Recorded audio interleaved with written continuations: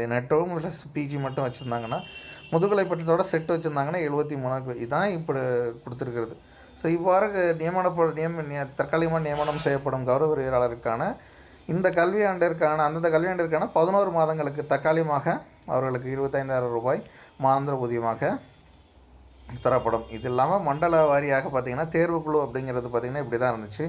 முதல்வர் நிலை 1 பாட வல்லுநர்கள் இணைப்பேராசிரியர் நிலையில் குறையாமல் இருக்க வேண்டும். ஸோ உறுப்பினர்கள், மண்டல கல்வி இயக்குனர், குழு தலைவர், அதுக்கப்புறம் பார்த்திங்கன்னா பிரின்ஸிபல் கிரேடு 1, அதுக்கப்புறம் பார்த்திங்கன்னா அசோசியேட் ப்ரொஃபஸர் பாட வல்லுநர்கள், அதுக்கப்புறம் பார்த்திங்கன்னா பட்டியல் இனத்தை சார்ந்த முதல்வர் நிலை 1 அல்லது நிலை 2 இல்லது மூத்த இணைப்பேராசிரியர், பாட வல்லுநர் 2 இணைப்பேராசிரியர் நிலைக்கு குறையாமல் இருக்க வேண்டும்.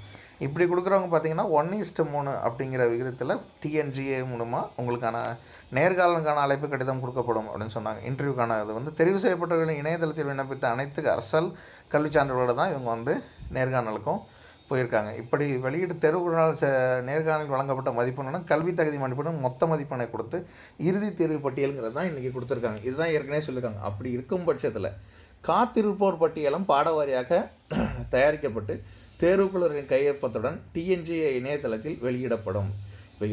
இப்போ ஜாயின் பண்ணியிருக்கவங்க எல்லோரும் பார்த்தீங்கன்னா செப்டம்பர் 8ஆம் தேதிக்குள்ளே எல்லோரும் ஜாயின் பண்ணணும் அப்படிங்கிறத இங்கே ஆர்டராக கொடுத்துருக்காங்க.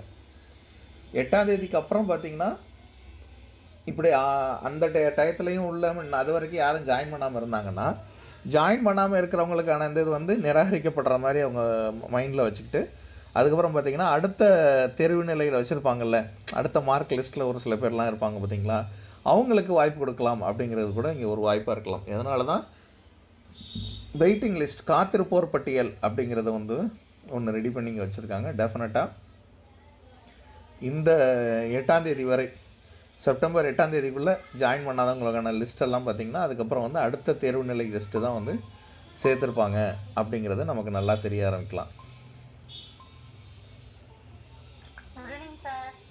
அது மட்டும் இல்லாமல் பார்த்திங்கன்னா நமக்கு இன்னொரு விஷயத்தை நம்ம ஞாபகம் வச்சுக்கணும். For example,